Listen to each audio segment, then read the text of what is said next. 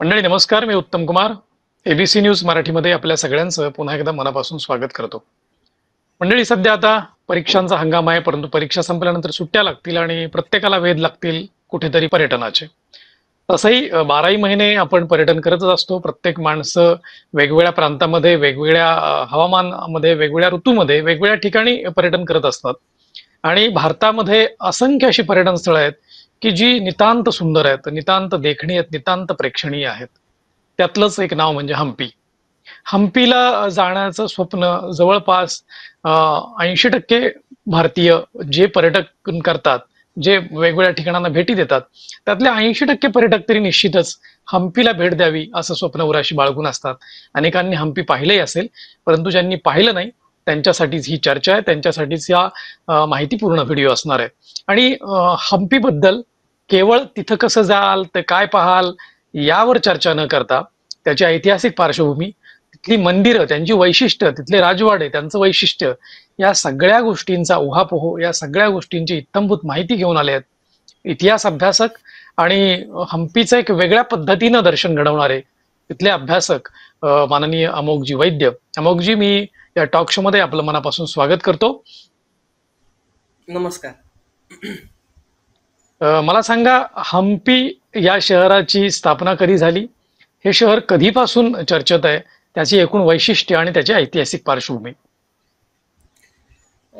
आपल्याकडं प्राचीन भारतामध्ये अत्यंत मोठी मोठी शहरं होती, मोठ्या मोठ्या डायनेस्टीज, राजवंश होते. मग त्यामध्ये मौर्य राजवंश असेल, त्यामध्ये सातवाहन जो स्वतः महाराष्ट्रात आणि पैठणमध्ये होता. आपण अनेक वेळा ऐकलंय की पैठणमध्ये खूप सुंदर सुंदर वाडे होते, सातवाहनांचा राजवाडा होता आणि हं, पैठणचं नाव एकेकाळी प्रतिष्ठान असं भारदस्त नाव असं हो. पैठणचं नाव होतं. हं, त्यानंतर राष्ट्रकूट आपल्याला दिसतात किंवा दक्षिणेकडे चालुक्य आपल्याला दिसतात, चोल दिसतात, वाकाटक दिसतात, असे मोठे मोठे राजवंश आणि त्यांची मोठी मोठी मंदिरं आहेत, त्यांची मोठी मोठी शहरं आहेत. म्हणजे राष्ट्रकुटांचं आपण जर बघायला गेलो तर वेरूळ आपल्याकडं दिसतं, कैलास लेणं एवढं हं, मोठं खोदलेलं दिसतं. पण नंतरच्या काळामध्ये आपल्याकडे एक महत्वाची एक घटना घडते, ती म्हणजे आपल्या भारतावर झालेलं परकीय आक्रमण. आणि या हं, परकीय हं. आक्रमणामध्ये अनेक राजवंश हे संपूर्ण नष्ट झाले. मग यामध्ये यादव हो. राजवंश होता, तोही नष्ट झाला. अल्लाउद्दीन खिलजी होता, तुघलक होता, जवळपास 5 शाह्या इथं तयार झाल्या. आणि यामध्ये हं, हक्क आणि बुक्क नावाचे बंधू आहेत. खरं तर ते 5 बंधू आहेत, पण महत्वाचे आता आपण जे बर. बघणार आहोत वेळेच्या अभावामुळे तर ते 2 म्हणजे हक्कराय आणि बुक्कराय. तर या हं, दोघांनी हं, ज्यावेळेस ते खर तर परकीयांच्या सेवेत होते आणि पुन्हा परत हं. आल्यानंतर त्यांना असं जाणवलं की फारच आपण चुकीचं वागलोय. त्यावेळेस त्यांनी स्थापना करावी कुठली तरी एका राज्याची असा विचार केला. आणि हं. विद्यारण्य स्वामी म्हणून होते आणि त्या विद्यारण्य स्वामींनी सांगितलं बर. की तुम्ही इथं या एका जसं महाराजांनी स्वराज्याची स्थापना करण्याचा विडा उचलला होता, हं, विडा म्हणजे खरं तर प्रतिज्ञा घेतली होती, त्याचप्रमाणे हं. यांनी सुद्धा एक राज्य, एक हिंदू राज्य स्थापन व्हावं यासाठी प्रयत्न करायला सुरुवात केली. आणि 1336 साली नवीन राज्य त्यांनी उभारलं, जे पुढं जाऊन आपण त्याला विजयनगर साम्राज्य असं म्हणतो. त्याची फार छान हं, कथा हं. सांगितली जाते की ते तुंगभद्रेच्या काठी आले आणि तुंगभद्रेच्या हो. काठी आल्यानंतर त्यांना एक भरपूर ससे हे शिकारी कुत्र्यांचा पाठलाग करताना दिसले. आणि त्यांना बर. असं झालं की ही जागा काहीतरी महत्वाची अशी दिसते आहे की जिथं ससा सुद्धा शिकारी कुत्र्यांना घाबरवू शकतो. आणि म्हणून त्याच विजयनगर ठेवतो. हो. साम्राज्याच्या इथे म्हणजे तुंगभद्रेच्या काठी या विजयनगर साम्राज्याची मुहूर्तमेढ रोवली गेली. अनेक राजे यामध्ये झाले, देवराय असेल, दुसरा देवराय असेल, हं, पण ह्यातला महत्वाचा राजा जो आपल्या सगळ्यांना माहिती असतो तो म्हणजे कृष्णदेवराय किंवा हं, कृष्णराय. हं, देवराय आपल्याकडं हं. महाराष्ट्रात म्हणतात, तिकडं कृष्णराय असंच नाव आहे. राय म्हणजे राजा, ज्याच्या दरबारात स्वतः हं, तेनालीरामन हं. हा होता. ह्याने हम्पी हो. या शहराला फार सुंदर केलं. आणि ह्या गोष्टींसाठी का होईना आपण हम्पीत गेलं पाहिजे. मी स्वतः ज्यावेळेस हम्पीत लोकांना घेऊन जातो, मी स्वतः जातो, त्यावेळेस अक्षरशः हं. 4 ते 5 दिवस आम्ही हम्पी बघत असतो, ज्यामध्ये अगदी बारीक बर. बारीक अभ्यास यामध्ये सांग. खरं तर कुठलीही भारतातली शहरं, मी म्हणतो की हिस्टॉरिकल मॉन्युमेंट तुम्हाला बघायला जायचं असेल तर हं. पर्यटन म्हणून जाऊ नका, तो एक हं, अभ्यास हं, हं. म्हणून जा. ज्यावेळेस तुम्ही त्याचा अभ्यास म्हणून त्याच्याकडे बघाल, अभ्यास म्हणजे मी असं म्हणत नाही आता सगळं पाठ करा आणि मग ते वाचा. तुमच्या बरोबर कोणीतरी एक्सपर्ट हं. घेऊन जा, आर्किओलॉजिस्ट घेऊन जा, इंडोलॉजिस्ट घेऊन जा. त्यावेळेस हं. तुम्हाला भारताची संस्कृती कळेल. नाही खरंय, खरंय. तर तुम्हाला हं, हं. दगड विटा एवढंच कळेल. तिथं ते हं. आहे मंदिर. जसं आपण भारतात अगदी आपल्या घराजवळ सुद्धा अत्यंत पुरातन मंदिर जरी असेल, तरी आपण जाऊन नमस्कार हं. करून येतो फक्त. पण त्याचे वेगवेगळे बरोबर. अंग आहेत. आपण मागच्या एका व्हिडिओत ते बघत होतो. हं, ते हं. कधीच आपण बघत नाही. तसंच हम्पी आहे. हम्पी आहे, त्याच्याजवळ बदामी आहे, ऐहोळे, पट्टदक्कल आहे. पण हम्पी हं. सगळ्यात महत्वाचं आहे याच्यासाठी कारण ते प्रचंड ह्यूज आहे. एकदा का तुम्ही कमलापूरमध्ये हं. पोहोचलात किंवा तुम्ही एकदा हम्पी या शहरात पोहोचलात, की तुमचा बाहेरच्या जगाशी कॉन्टॅक्टच निघून जाईल, इतकं सुंदर हम्पी आहे. हं, हं, हं, हं. मी इतिहास अगदी थोडक्यात सांगितला. खरं तर थोडकंही नाही, ही एक ओळ झाली हं, फक्त हं, हं. इतिहासाची, मी जो इतिहास सांगितला त्याची. बरं. अत्यंत हं. मोठा इतिहास आहे, अत्यंत रंजकतेने आहे. एकमेकांची युद्ध आहे, कृष्णदेवरायाचं युद्ध आहे. बरं. तो सगळा तो बोलतो बाहुबली 1 मध्ये. हो, हो, हो, मोठा हो, मोनोलॉग आहे. हो. हं. कृष्णदेवरायाच्या बाबतीतली ही गोष्ट आहे. ज्यावेळेस युद्धात कृष्णदेवराय उतरला होता आणि काय म्हणूयात, युद्ध हळूहळू समोरच्याच्या ताब्यात जायला लागलं होतं. त्यावेळेस सगळे पळायला हं. लागले. त्यावेळेस कृष्णदेवरायाने त्याच्या बोटातली अंगठी काढली आणि ती एका हं. सेवकाकडे दिली हं. आणि सांगितलं की जा माझ्या पत्नीला सांग की राजा रणांगणात लढता लढता गेला. आणि मग तो हं. तिथं ते भाषण करतो आणि त्याने इतके ते प्रभावित होतात की अगदी इतक्या जोरदार ते हल्ला करतात की हं. ह्यांना हं. पळताभुई थोडी होते आणि अगदी पाण्यात लपून बसलेल्या आपल्या शत्रूला सुद्धा ते बाहेर काढून काढून कापतात. इतका त्या राजाचं वाह! महत्व होतं. आणि अत्यंत सुंदर मंदिरं ह्या कृष्णदेवरायाने बांधली. त्याच्यात आधी बऱ्याच यांनी बांधली. त्याच्यानंतर सुद्धा हं. हं. अच्युत देवराय असेल याने बांधलेली आहे. अलिया रामराया म्हणून शेवटचा आपल्याला राजा दिसतो. अ, त्याने सुद्धा अत्यंत सुंदर कामं केलेली आहेत. ज्या हं. हं. जी साम्राज्य संपवण्यासाठी सर्व शाह्यांना, सर्व शत्रूंना एकत्रित यावं लागलं. ही ही हं. ते हं. साम्राज्य होतं. आणि अत्यंत डेंजरस पद्धतीने त्यांची कत्तल केली गेली आहे. ते ज्यावेळेस तुम्ही वर्णन वाचतात ते अत्यंत भयंकर वर्णन आहे. पण त्याच्याच हं. बरोबर आधीचं वर्णन तितकंच अत्यंत सुंदर आहे. नुनिश, परवेज नुनिश आणि दुमिंगुश पाईश नावाचे प्रवासी भारतामध्ये त्यावेळेस विजयनगरामध्ये आले होते आणि ते सुद्धा म्हणतात की हे जगातलं अत्यंत सुंदर आणि अत्यंत श्रीमंत शहर आहे. आम्ही जेवढे फिरलोय त्यातलं हेच अत्यंत श्रीमंत शहर आहे एक. तर भारत कसा असेल हं. हं. असा हं. तुम्ही विचार करा. असं हं. हे हं. हम्पी आहे. हं. Great, great, great. फार महत्वाची माहिती सांगताय तुम्ही, की हम्पी हे त्या यांनाही भुरळ पडावी, की भारतातलं सर्वात श्रीमंत शहर आहे, सर्वात समृद्ध, संपन्न असं शहर आहे. विजयनगर साम्राज्याची ती शेवटची राजधानी असं म्हटलं जातं हम्पी हे. त्या ठिकाणी अनेक मंदिरं आहेत, अनेक राजवाडे आहेत. कुठली कुठली मंदिरं आहेत, काय काय पाहावं, कुठले कुठले राजवाडे आहेत, त्यांचं वैशिष्ट्य याविषयी जरा सांगाल?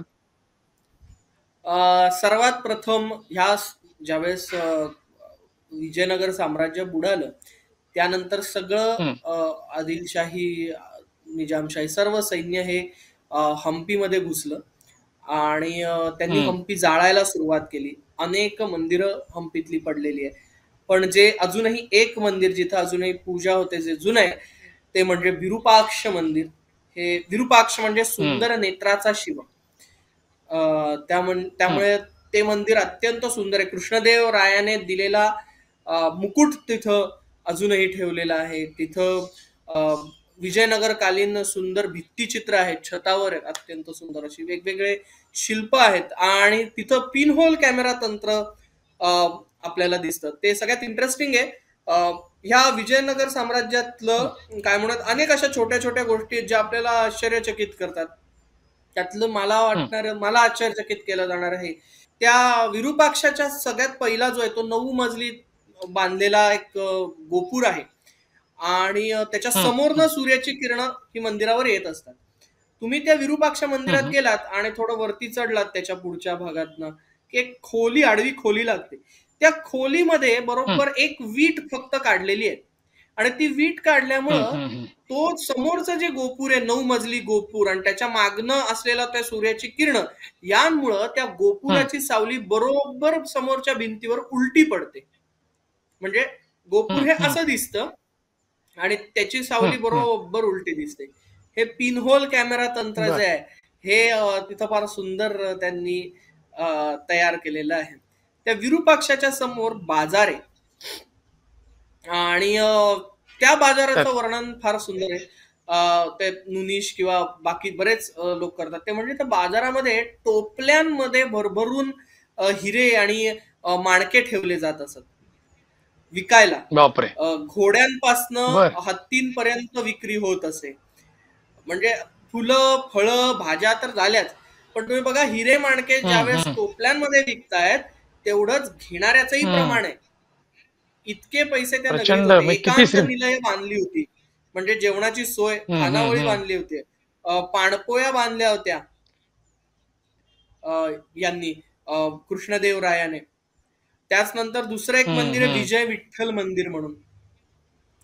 आपल्या विठ्ठलाचं जिथं विठोबा होता आणि नंतर तो परत पंढरपुरात आला ते विजय विठ्ठल मंदिर.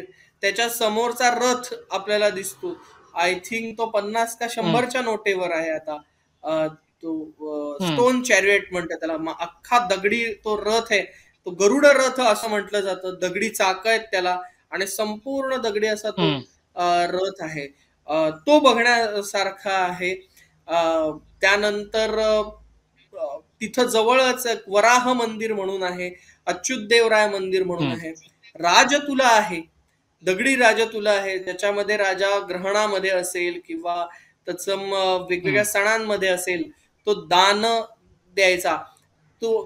ते राजतुला फार सुंदर आहे. तुंगभद्रेच्या काठी असलेलं कोदंड राम मंदिर आहे, फार सुंदर. एका दगडात प्रभू श्रीराम, सीतामाता आणि लक्ष्मण कोरलेले आहेत.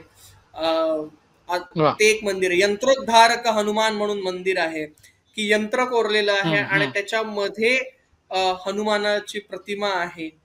मी म्हटलं असं अच्युतदेवराय मंदिर जे स्वतः राजाने स्वतःसाठी बांधलेलं मंदिर आहे की अजून बाकीचे कोणी लोक येणार नाही, फक्त माझ्यासाठी मंदिर आहे, असं ते अच्युतदेवराय मंदिर आहे.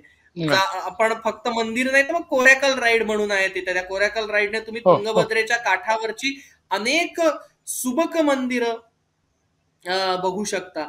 ते मला प्रचंड आवडतं. तिथं सुदर्शन तीर्थ आहे, म्हणजेच त्रिपुरासुराचा वध केल्यानंतर भगवान शंकरांनी भगवान विष्णूंना जे सुदर्शन चक्र दिलं ते त्या तीर्थाच्या इथं दिलं. त्यामुळे त्या तीर्थाचं नाव सुदर्शन तीर्थ, म्हणजे त्या जागेचं नाव सुदर्शन तीर्थ असं आहे. ती एक जागा अत्यंत सुंदर. मोनोलिथिक बुल आहे. मोनोलिथिक बुल म्हणजे एक पाषाणी नंदी आहे.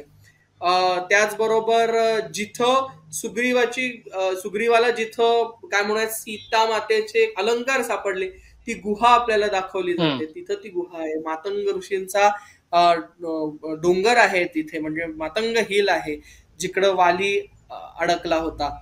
कारण ती किष्किंधा नगरी म्हटलं जायचं. अंजनेत्री सारखं अत्यंत उंच असं त्या ठिकाणी 500-700 पायऱ्या आहेत तिथं जायला. ते हनुमानाचं जन्मस्थान पकडलं जातं. ही झाली हम्पीची एक बाजू. ही करायला 2 दिवस आपल्याला लागतात माहिती समजून घेण्यासाठी. त्यानंतर सगळ्यात सुंदर असा उंच मोठा ह्यूज असा लक्ष्मी नरसिंह आहे, जो हम्पी असं टाकलं की पहिला तो दिसतो, तो लक्ष्मी नरसिंह. त्यानंतर त्याच्याच बाजूला बडवलिंग आहे, एका गरीब म्हातारीने बांधलेलं शिवलिंगाचं, म्हणजे शिवलिंग आणि त्याच्या आजूबाजूला मंदिर आहे. म्हणजे विचार करा की किती पैसा होता. त्यानंतर स्वतः कृष्णदेवरायाने बांधलेलं कृष्ण मंदिर आहे. या कृष्ण मंदिरामध्ये स्वतः कृष्णदेव रायाचं शिल्प आहे. त्यावेळेस वा. ज्यावेळेस त्याने गजपतीचा पराभव केला त्यावेळेस त्याचं हम्म. सैन्य कसं दिसत होतं, इतकं सुंदर त्याचं चित्र, ते शिल्प त्यांनी कोरलेली आहे तिथंच. माझा ज्यावर वा. मी आता पेपर प्रेझेंट केला ते ग्रहण शिल्प हम्पीमध्ये आहे.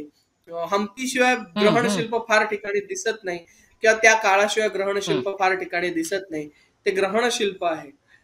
हेमकूट नावाचं टेकडी आहे. ती कथा अशी सांगितली हम्म. जाते की सतीचा प्रसंग झाल्यानंतर भगवान शंकर कठोर तपश्चर्याला बसले.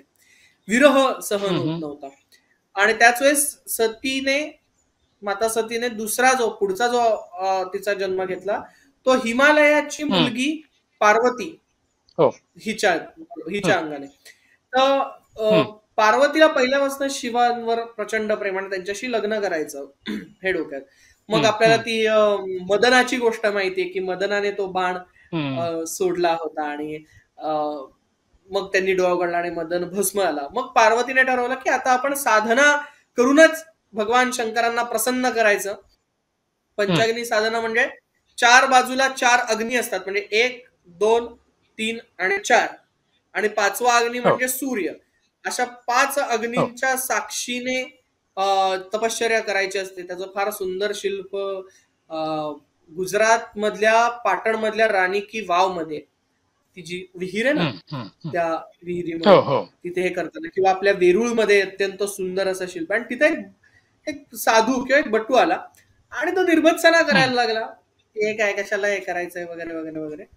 आणि पहिले तर त्याने तिला खरं तर जेवायला मागितलं होतं, भिक्षा. तर ती म्हटली मी जेवायला देते, हम्म. तुम्ही थोडस हम्म. फ्रेश होऊन या, म्हणजे हातपाय धुवून या, असं म्हणतो ना आपण तसं नदीपाशी जाऊ. हो. हो. नदीपाशी गेल्या आणि त्याला मगरीने पकडलं आणि तो ओरडायला लागला, वाचवा वाचवा मला, बाहेर काढा.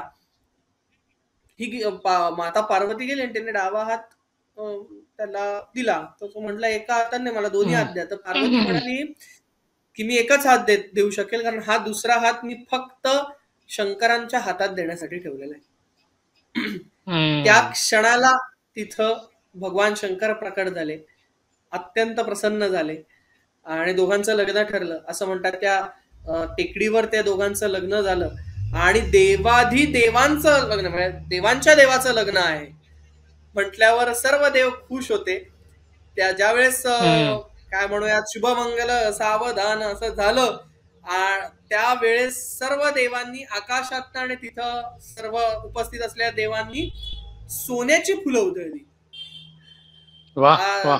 जसं सूर्यदेव सकाळी वरती आले किंवा संध्याकाळी जाताना पुन्हा त्याच्यावर सूर्यप्रकाश पडला, त्यावेळेस त्या सोन्याच्या हम्म. फुलांमुळे ती संपूर्ण टेकडी चमकायला लागली सोन्यासारखी. आणि त्यामुळे त्या टेकडीला ग्रेट. नाव पडलं हेमकूट. कूट म्हणजे टेकडी किंवा डोंगर आणि हेम म्हणजे सोनं. हम्म. हम्म. अशी ती हेमकूट टेकडी आहे. आणि तिथं अजूनही तो सनसेट पॉइंट आहे, सनराईज का सनसेट हम्म. पॉइंट आहे हम्म. तिथे. हम्म. त्याच्या तिथं ससे विकालू नावाचा गणपती आहे, त्याचं नाव ससे विकालू आहे. बर. म्हणजे मोहरीच्या दाण्या एवढा, म्हणजे मोहरीच्या दाण्यासारखा असलेला गणपती, गोल पोट आहे त्याचा. आणि हम्म. हम्म. तो देवी पार्वतीच्या मांडीवर बसलाय. त्यामुळे एकाच दगडात कोरताना त्यांनी पाठीमाग देवी पार्वती कोरली आणि पुढं गणपती कोरलेला आहे. असा तो ससे विकालू वा. गणपती आहे. कडले कालू गणपती आहे, म्हणजे हम्म. हम्म. दाण्याच्या आकारासारखा गणपती आहे. हे ही मंदिरं अत्यंत सुंदर आहेत. प्रत्येक मंदिराबाहेर काय म्हणूयात बाजार आहेत. असा हम्पीचा एक भाग झाला. दुसरा भाग आहे जिकडं राज दरबार ज्याला आपण म्हणतो. हो. हो. हम्पीमध्ये अत्यंत सुंदर असं महानवमी डिब्बा आहे, राईट. जिथं म्हणजे तो हम्म. हम्म. चौथरा आहे, मोठा चौथरा. महानवमीच्या दिवशी म्हणजे दसऱ्याच्या दिवशी तिथं मोठा महोत्सव व्हायचा. हम्म. दिवसभर हम्म. महोत्सव चालायचा, अत्यंत सुंदर होता. तर तो महोत्सवासाठीचा तो महानवमी डिब्बा आहे. तिथं सुंदर स्कल्पचर आहे, म्हणजे तिथं त्या महानवमी डिब्बाच्या वर तुम्ही थांबलात की तुम्हाला सगळा राजाचा परिसर दिसतो. वा.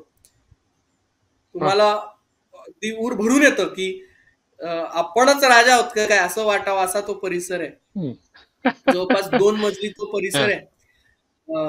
असा तो महानवमी डिब्बा आहे. तिथं बसून राजा परेड बघायचा, वेगवेगळे खेळ हम्म. बघायचा, मल्लयुद्ध बघायचा, मुष्टियुद्ध बघायचा, डान्स बघायचा. कारण आपल्याला दिसतं की ह्याच्यावरच भरतनाट्यम किंवा कुचिपुडी असे डान्स कोरलेले तुम्हाला दिसतात. हम्म. त्याचबरोबर तिथं हजारा राम मंदिर म्हणून अतिशय सुंदर मध्ये तिथं रामायणातली अनेक शिल्प कोरलेली आहेत. संपूर्ण हम्म. रामायण त्या मंदिरावर कोरलेले आहे. श्रावण बाळापासनं वा.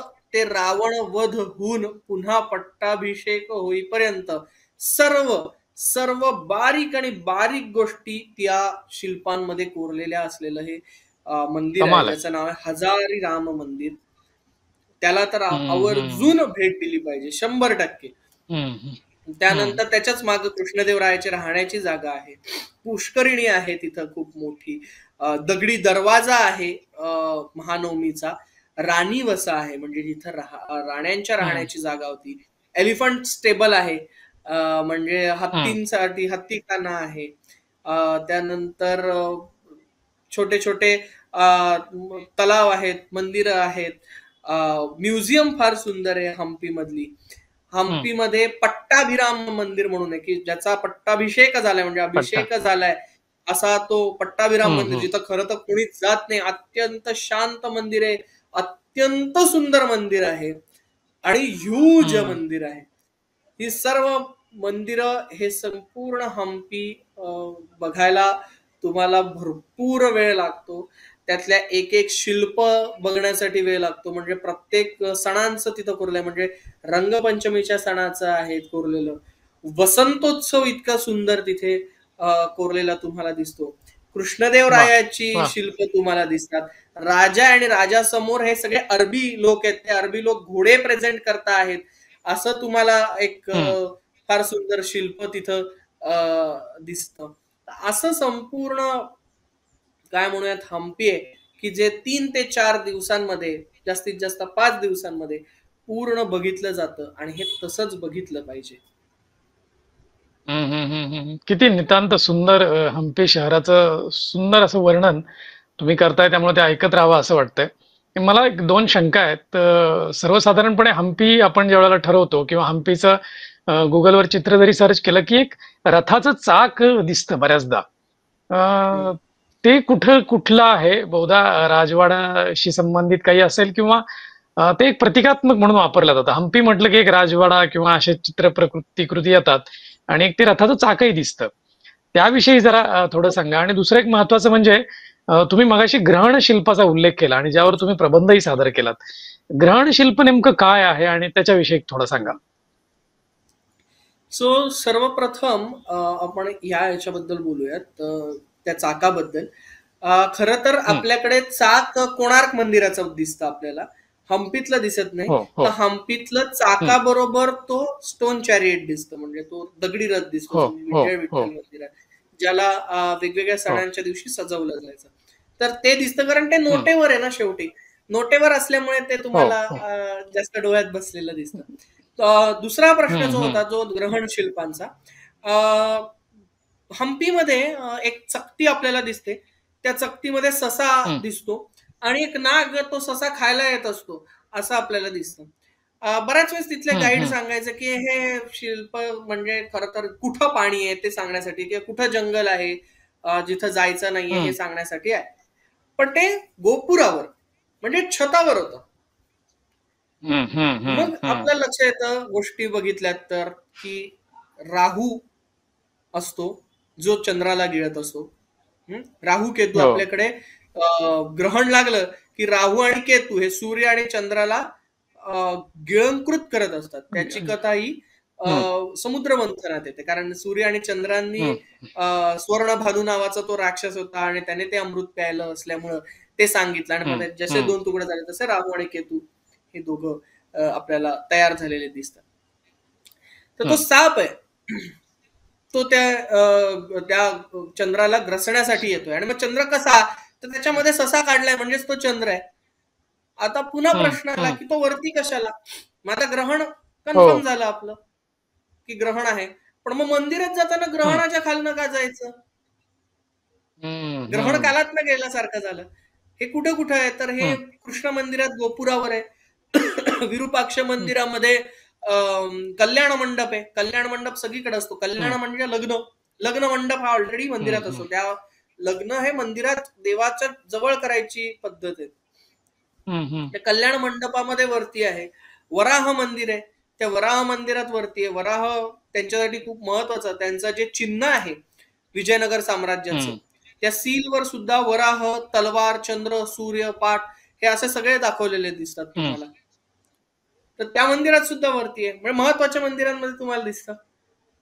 मग असं दिसून लक्षात आलते. आलं हम्म. की हम्म. ह्यांनी काय केलंय, त्यांनी जास्तीत जास्त दान धर्म केलेला आहे. खूप दान धर्म केलाय. हम्म. हम्म. हम्म. आणि त्याचमुळं ज्यावेळेस दान धर्म करायचा आपल्याकडे कायम सांगितलं गेलंय की जर तुम्ही ग्रहणात दान दिलं तर ते हम्म. जवळपास दुप्पट किंवा तिप्पट आपल्याकडे परत येतं. त्याचा लाभ होतो. हम्म. हम्म. हा म्हणजे एका वर्षामध्ये असे किती ग्रहण लागणार आहेत? चंद्रग्रहण असे किती येतील एका ती- वर्षामध्ये? एक येईल. 3 ते 4. मग हम्म.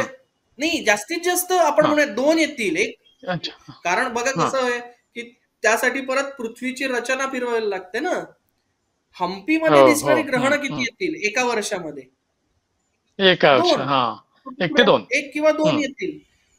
त्याच्यापेक्षा जास्त येणार नाही.